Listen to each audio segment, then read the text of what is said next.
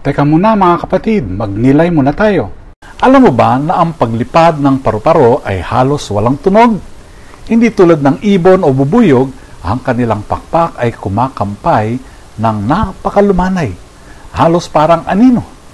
Tahimik man sila, ang kanilang paglalakbay ay puno ng layunin at pagbabago.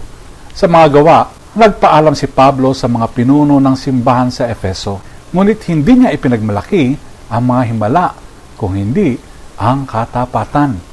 Tulad ng paru-paro, ang kanyang lakas ay hindi sa ingay, kung hindi sa tahimik na sakripisyo at pag-ibig sa Diyos, kahit walang pumapalakpak, ha?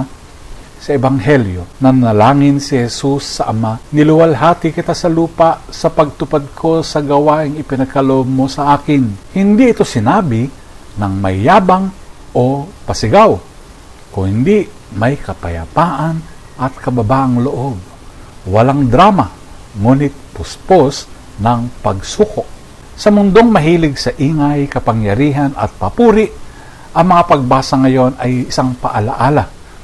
Ang kabanalan ay kadalasang tahimik. Ang pinakamatitibay na buhay ay hindi kailangang marinig. Sapat na ang pagbabago na naiwan nila. Huwag nating hanapin ang tagumpay na maingay. Hanapin natin ang pagiging tapat kahit tahimik.